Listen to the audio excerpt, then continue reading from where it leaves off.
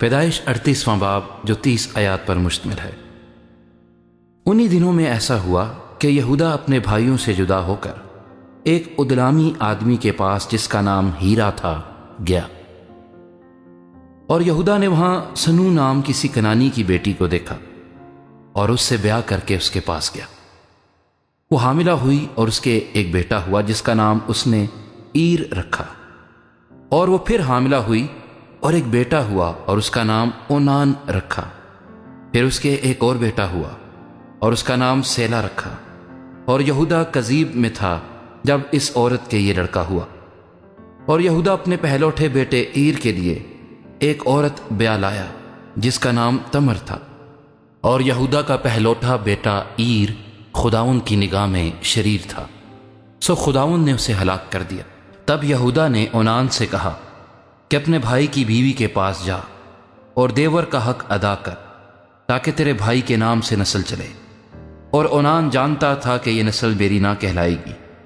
سو یوں ہوا کہ جب وہ اپنے بھائی کی بیوی کے پاس جاتا تو نطفے کو زمین پر گرا دیتا تھا کہ مبادا اس کے بھائی کے نام سے نسل چلے، اور اس کا یہ کام خداوند کی نظر میں بہت برا تھا، اس لیے اس نے اسے بھی ہلاک کیا۔ تب یہودا نے اپنی بہو تمر سے کہا کہ میرے بیٹے سیلا کے بالغ ہونے تک تو اپنے باپ کے گھر بیوہ بیٹھی رہی، کیونکہ اس نے سوچا کہ کہیں یہ بھی اپنے بھائیوں کی طرح ہلاک نہ ہو جائے۔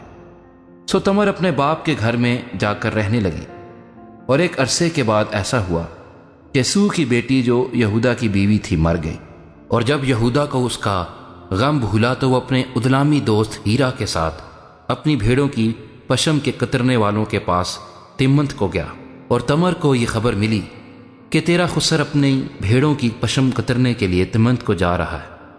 تب اس نے اپنے رنڈاپے کے کپڑوں کو اتار پھینکا اور برقع اوڑھا اور اپنے کو ڈھانکا، اور اینیم کے پھاٹک کے برابر جو تمنت کی راہ پر ہے جا بیٹھی، کیونکہ اس نے دیکھا کہ سیلا بالغ ہو گیا مگر یہ اس سے بیاہی نہیں گئی۔ یہودا اسے دیکھ کر سمجھا کہ کوئی کسبی ہے، کیونکہ اس نے اپنا منہ ڈھانک رکھا تھا۔ سو وہ راستے سے اس کی طرف کو پھرا اور اس سے کہنے لگا کہ ذرا مجھے اپنے ساتھ مباشرت کر لینے دے، کیونکہ اسے بالکل نہیں معلوم تھا کہ وہ اس کی بہو ہے۔ اس نے کہا تو مجھے کیا دے گا تاکہ میرے ساتھ مباشرت کرے؟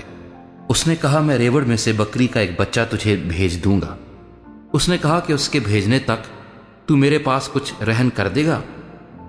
اس نے کہا تجھے رہن کیا دوں؟ اس نے کہا اپنی مہر اور اپنا بازو بند اور اپنی لاٹھی جو تیرے ہاتھ میں ہے۔ اس نے یہ چیزیں اسے دیں اور اس کے ساتھ مباشرت کی، اور وہ اس سے حاملہ ہو گئی۔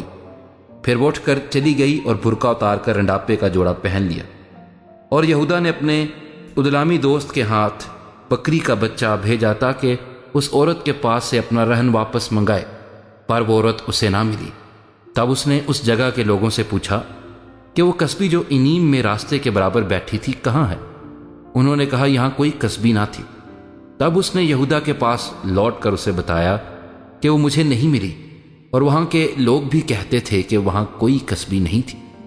یہودا نے کہا خیر، اس رہن کو وہی رکھے، ہم تو بدنام نہ ہوں۔ میں نے تو بکری کا بچہ بھیجا پر وہ تجھے نہیں ملی۔ اور قریباً 3 مہینے کے بعد یہودا کو یہ خبر ملی کہ تیری بہو تمر نے زنا کیا اور اسے چھنالے کا حمل بھی ہے۔ یہودا نے کہا کہ اسے باہر نکال لاؤ کہ وہ جلائی جائے۔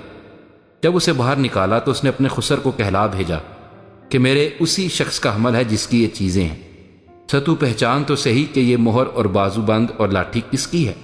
تب یہودا نے اقرار کیا اور کہا کہ وہ مجھ سے زیادہ صادق ہے، کیونکہ میں نے اسے اپنے بیٹے سیلا سے نہیں بیاہا، اور وہ پھر کبھی اس کے پاس نہ گیا۔